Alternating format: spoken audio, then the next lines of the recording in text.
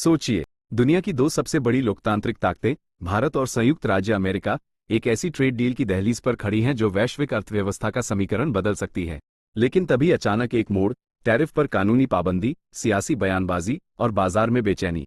सवाल उठता है, क्या भारत यूएस ट्रेड डील पर खतरा मंडरा रहा है? दोस्तों, आज का वीडियो सिर्फ खबर नहीं, बल्कि उस कहानी का विश्लेषण है जो आने वाले वर्षों में हमारी नौकरियों, टेक्नोलॉजी, कीमतों और निवेश पर असर डाल सकती है। इसलिए वीडियो को अंत तक जरूर देखें, क्योंकि आखिर में हम बात करेंगे कि आम नागरिक और निवेशक के लिए इसका क्या मतलब निकलता है। सबसे पहले समझते हैं पृष्ठभूमि। कई महीनों से भारत और अमेरिका के बीच व्यापारिक रिश्तों को और मजबूत करने पर बातचीत चल रही है। टेक्नोलॉजी ट्रांसफर, डिफेंस सहयोग, supply chain resilience, semiconductor, clean energy, ये सभी ऐसे सेक्टर हैं जहां दोनों देशों की साझेदारी नई ऊंचाइयां छू सकती है। लेकिन इसी बीच अमेरिका की राजनीति में एक बड़ा घटनाक्रम सामने आया। अमेरिकी अदालतों में टैरिफ और व्यापारिक नीतियों को लेकर बहस तेज हुई।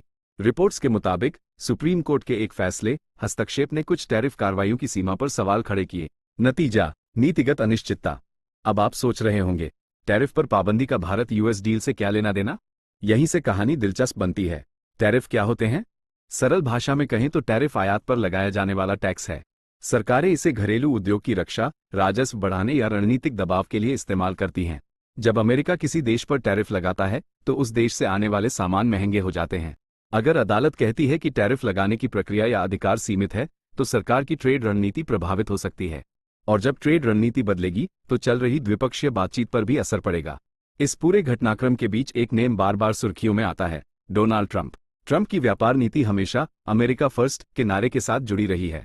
उनके दौर में टैरिफ एक प्रमुख हथियार बना। चीन, यूरोप, कई देशों पर सख्त रुख देखा गया। हालिया घटनाओं में चाहे सीधे उनका निर्णय न हो, लेकिन उनकी नीति दृष्टि और बयानबाजी का असर आज भी अमेरिकी राजनीतिक विमर्श में दिखता है।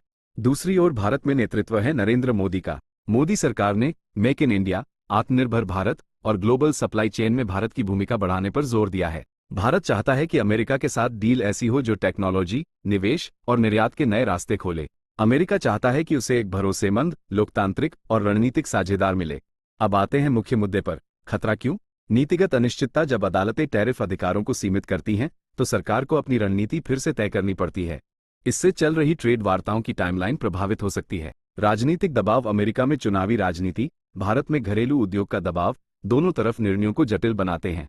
टैरिफ बनाम फ्री ट्रेड। अगर टैरिफ नीति में बदलाव होता है तो दोनों देशों के बीच बातचीत के स्वरूप में भी बदलाव आ सकता है। बाजार की प्रतिक्रिया। अनिश्चितता से स्टॉक मार्केट, मुद्रा और कमोडिटी मार्केट प्रभावित होते हैं। लेकिन क्या ये सचमुच खतरा है या रणनीतिक पुनर्संतुलन? यहीं से विश्लेषण गहरा होता है। इतिहास बताता है कि बड़े देश अक्सर ट्रेड नेगोशिएशन में उतार चढ़ाव देखते हैं। हर कानूनी या राजनीतिक मोड़ का मतलब डील का अंत नहीं होता। कई बार ये घटनाएं शर्तों को और स्पष्ट, संतुलित और टिकाऊ बनाती हैं। भारत यूएस संबंध सिर्फ व्यापार तक सीमित नहीं है। डिफेंस सहयोग, इंडो पैसिफिक रणनीति, टेक्नोलॉजी साझेदारी, शिक्षा और प्रवासी समुदाय, ये सभी ऐसे स्तंभ हैं जो रिश्ते को स्थिरता देते हैं। अब एक अहम सवाल, अगर डील टलती है या शर्तें बदलती हैं तो क्या होगा? संभावित प्रभाव। कुछ सेक्टरों में निवेश निर्णय धीमे पड़ सकते हैं।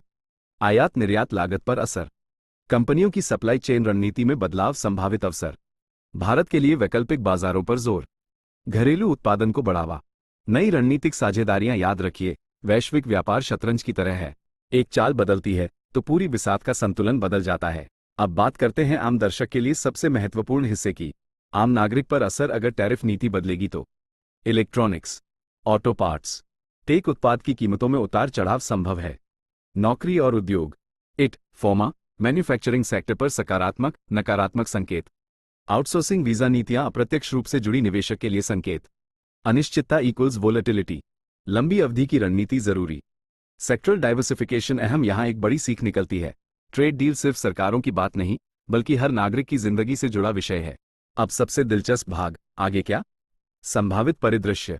डील जारी, शर्तों में बदलाव, कानूनी ढांचे के अनुसार नई संरचना। डील में देरी, राजनीतिक, कानूनी स्पष्टता तक इंतजार। रणनीतिक समझौता। पूरी एफटीए की जगह सीमित सेक्टर समझौते। विशेषज्ञ मानते हैं कि भारत यूएस साझेदारी दीर्घकालिक है, अस्थायी झटके रिश्ते की दिशा तय नहीं करते। दोस्तों, अगर आपको यह विश्लेषण पसंद आ रहा है तो अभी वीडियो को लाइक करें, क्योंकि आपका एक लाइक हमें ऐसे ही गहराई वाले कंटेंट बनाने की प्रेरणा देता है। और अगर आप पहली बार हमारे चैनल पर आए हैं तो सब्सक्राइब करना बिल्कुल न भूलें, क्योंकि यहाँ हम खबरों के पीछे की असली कहानी बताते हैं।